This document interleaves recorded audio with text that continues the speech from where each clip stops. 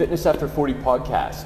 And today we're going to be talking to my wife here, Tammy Proch. She does our nutrition coaching here at Pittsburgh North Fitness. And we're just going to talk a little bit about nutrition, some of the mistakes people make, but specifically nutrition over 40. That's kind of her specialty a little bit with that. So we'll just kind of start from there. So Tammy, just tell us a little bit about how you got into nutrition, even a little bit of your background with your story of getting into fitness and nutrition and things like that. I mean, that was one of the good things to come out of the COVID shutdowns because it gave me the time. I've always kind of wanted to get into nutrition and pursue that because I knew it was the biggest missing link for people that were trying to get in shape and lose weight. Most people think it's about exercise, which is a huge piece of the puzzle, but without the nutrition component, it's hard to see the results that most people are looking for. So anyways, it gave me the time to pursue that. So I did several certifications and found some really good mentors to follow and help kind of find some answers with helping people out, because as we're finding out, it's not just about a calorie deficit. There's so much more that goes into it than just restricting calories. So yeah. In fact, that's one of the things we'll kind of, I guess, start off with is one of the things that you have a lot of clients do is what you call the reverse dieting. Right. Tell us just a little bit about that, or explain that a little bit more, because I know that's something people aren't familiar with, and it goes against what they've been doing. Right. So, one of the biggest trends we're seeing now, and it's, with my generation, because back, in the 80s, you starved yourself and you just did a ton of cardio, and that's how we were all programmed and told through magazines and media to lose weight. And now we're seeing that we've killed our metabolisms, we've slowed them down, they're not operating optimally. Mm-hmm. And, the person that comes in that is maybe eating a diet that's not exactly good food, that's overeating, eating too many calories, they're the easiest person to help when we usually get results fairly quickly with those people. The ones that struggle the most are the ones that are coming in, mostly women, and they've been on these 1,200 calorie diets, which, that number is completely pulled out of people's asses. It has no scientific bearing why 1,200 calories for anybody. But anyways, 1,200 calories, 5 days a week, 7 days a week of exercise, intense exercise, and just starving themselves. We have to undo that damage. So there's been a lot of damage done. The metabolism is running slowly. So we've got to get back at building up toward maintenance. There's formulas in place to kind of figure out what a person's calorie range should be. But again, those are just averages on that person of that weight, height, sex, and age. So we start there, but that doesn't mean that that's in stone for everybody. Some people that are the exact same age, height, weight as myself might be 200 or 300 calories above or below what they need for maintenance and calorie deficit than any other person. So it's a starting point, but there's a lot of work at trying to figure out what number we need to be at. And sometimes we will see a little bit of a weight gain, and that's just the unnecessary or necessary evil of it, because if you're coming in at 1,200 calories, where am I taking you to next? 800 calories? And how long is that sustainable? And then where are we going to go when that plateaus? So we've got to go up to your maintenance calories, get your metabolism feeling good. Homeostasis is the technical term. Everything's balanced and you're feeling great, and then pursue a calorie deficit from there. How long could that possibly take for somebody? It depends on everybody, and I hate that answer. Hates that answer. I know, but I mean, some people it's a year. Some people it's 6 months, and it's very frustrating. And I'm very honest when someone approaches me to work with them that if you sign up with me for 6 months, we may not see any weight loss, depending on where you're coming in at. If we've been a chronic undereater, there's a lot of damage to fix before the metabolism will start releasing some fat. So it's just a necessary evil. It just has to be done. So what you're kind of saying is like somebody that's been a chronic dieter, they reduce their calories, they lose some weight, they reduce their calories, lose some weight, but what is happening is their metabolism is coming down to match that, and they're basically slowing it over time. Right. And that's what we need to undo by overeating, or by not overeating, by eating more and increasing their calories then? Yeah, basically what it comes down to is, we were designed or created, whatever you believe in, to survive, procreate, and just kind of go on from there. But so our metabolism doesn't really care that we want to be a size 2 or that we want to be 110 pounds. So if is that even realistic? Is that even not healthy? for everyone? Not for everyone. I mean, some people, depending on your bone structure and your height and stuff. So it's dependent for everybody. Like I will never be 100. I'm a farm girl. I'll never be 110 pounds. But so you have that's all the body cares about is keeping you healthy and make sure you're surviving. And it should realize, but we haven't adapted far enough to realize there's a giant ego on every corner. So it still has that starvation in place where it's afraid when we constantly are expending too much energy and not bringing in enough fuel to support that energy, it will start cranking down your metabolism, so you're not burning as many calories. So it's like the thermostat. It just turns it down a little bit, and it's like, all right, I'm not comfortable with as much energy as we're putting out. I'm afraid we won't be able to survive, so I'm just going to turn the tank down on that. Yeah. So it's probably even worse then for people that are cutting their calories or at a very low calorie intake, and then they're increasing their exercise off. That probably it's the perfect storm for screwing things up. Yes, okay. And that's what's been touted as the way to go, and we're seeing the damage now from all of that. Yeah.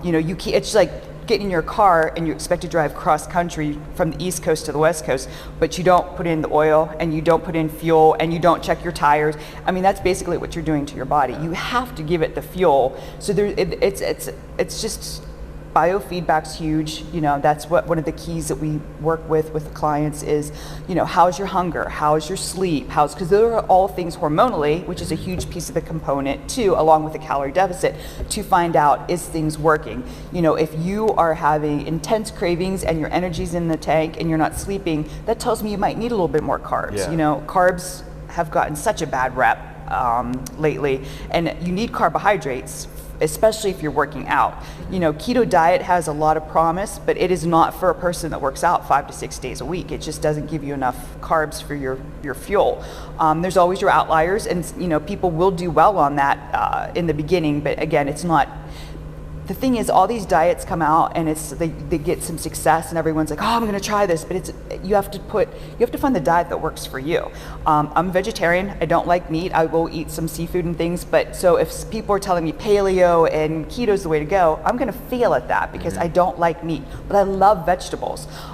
So you just have to find that person, what they can sustain, what they can keep doing, and if you eat salmon and broccoli at every meal, you are going to lose weight and you'll probably feel good for a while, but not many people are going to want to do that lifelong. So you just have to work with that person to find what is your non-negotiables. Like today, you knew the only reason I'd agree to get on camera with you is if you promised to take me some breweries afterwards. So that works. So you have to find that person's things. Some people are dessert. Some people have to have ice cream once a week. I mean, it's just, what is your thing that's important to you? I mean, I had one girl tell me that she has nachos once a week with her sons, and that's the only time her sons actually open up and talk to her about what's going on in their life.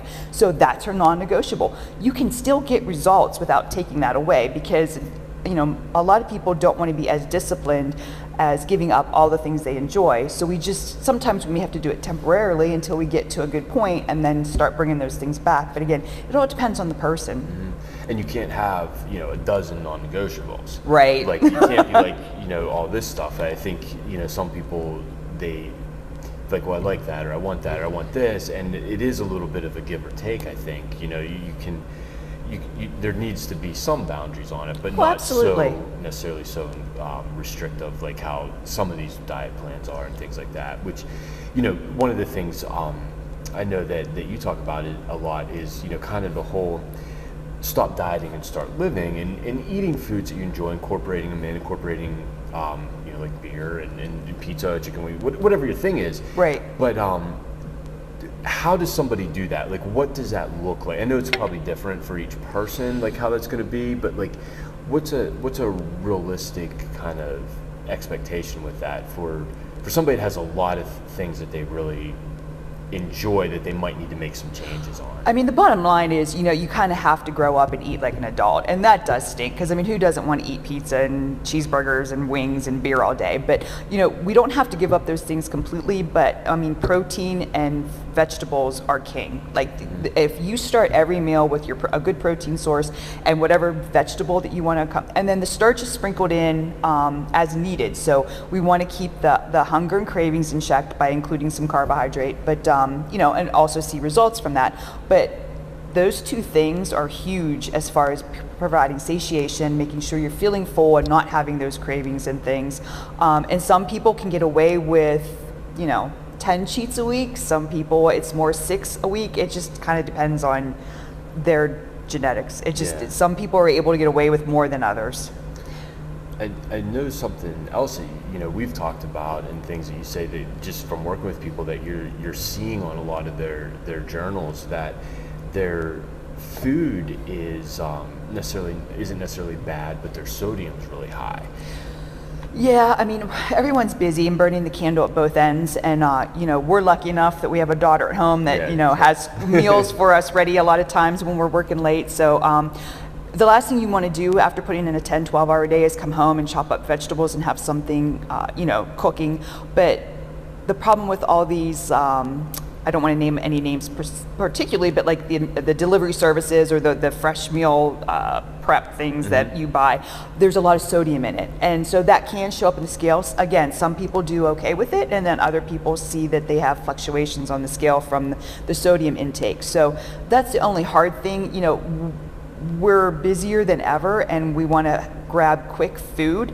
And even though it's a chicken breast, we don't know how much sodium's been pumped into that chicken breast or how much butter was injected into it to make it taste better. So it's crazy when you start reading labels and start looking at things, like when you realize all these quick processed foods, even though they might look healthy at first glance, really aren't doing you any favors. And it's hard. That's where a crock pot, we always joke about when Lauren moves out, we need to get a crock pot or it's going to be eggs every night. Well, what are some things for that busy person? Like, what are some recommendations that you give people that are just, they're working, 10, 12 hour days, they got to run kids here and there. Like, what are some strategies that people can start to kind of plan a little bit better and just not have to run through, have the packaged foods and things like that? The biggest thing that catches me from surprise is people don't plan. If you get up and you don't know what your day holds as far as what I'm having for dinner, what's my lunch today, if you just wing it, it's a recipe for disaster, because you're going to grab stuff that necessarily isn't the best stuff for you. So we always plan ahead. Like, I know tomorrow what my dinner is, and I like to work backward because, our dinners luckily are still family time, so we're still able to get together with the kids. But, you have your dinner, and then I have my macros in there, and then I work backwards. What do I need now for lunch? I mean, typically it's always protein and vegetables. I mean, you just can't get enough of those. And then, lower calories with the vegetables, so you can eat more of it, you feel full from it. The fiber is huge. I was just listening to a lecture, and they were talking about our ancestors. They were typically up closer to 100 grams of fiber a day.